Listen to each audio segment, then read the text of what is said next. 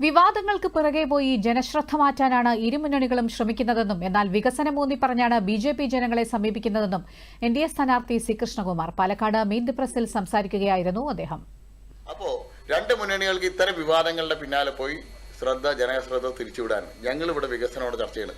തുടക്കം മുതൽ ഞങ്ങൾ പറയുന്നുണ്ടല്ലോ, രണ്ട് മുന്നണികളും വിവാദങ്ങളാണ് ഇവിടെ ചർച്ച ചെയ്യുന്നത്. ഞങ്ങളിവിടെ പാലക്കാടിന്റെ വികസനം, പാലക്കാടിന് എന്നാ വികസനം ഉണ്ടായിട്ടുള്ളത് സംബന്ധിച്ച് തുറന്ന സംവാദത്തിന് ഷാഫി പറമ്പിൽ പറഞ്ഞല്ലോ, അദ്ദേഹത്തോട് പറഞ്ഞോളൂ, നിങ്ങൾ തീയതി സമയം കുറിച്ചോളൂ, ഞാൻ റെഡിയാണ്.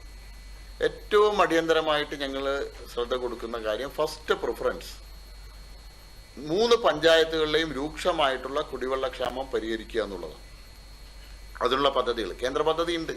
അങ്ങനെ നിരവധി നേട്ടങ്ങൾ 2015 ശേഷം കഴിഞ്ഞ 8 വർഷം കൊണ്ട് പാലക്കാട് നഗരസഭാ പരിധിയിലെ കുടിവെള്ളക്ഷാമത്തിന് പരിഹാരം കാണാൻ ബിജെപിക്ക് കഴിഞ്ഞതായും സി കൃഷ്ണകുമാർ പറഞ്ഞു. പാലക്കാട് നോർത്തിലെ വിവിധ സ്ഥലങ്ങളിൽ രാഹുൽ മാങ്കൂട്ടത്തിൽ ഇന്നലെ പര്യടനം നടത്തി. രാഹുൽ മാങ്കൂട്ടത്തിന്റെ പ്രചാരണാർത്ഥം UDSFന്റെ നേതൃത്വത്തിൽ ബുള്ളറ്റ് റൈഡ് സംഘടിപ്പിച്ചു.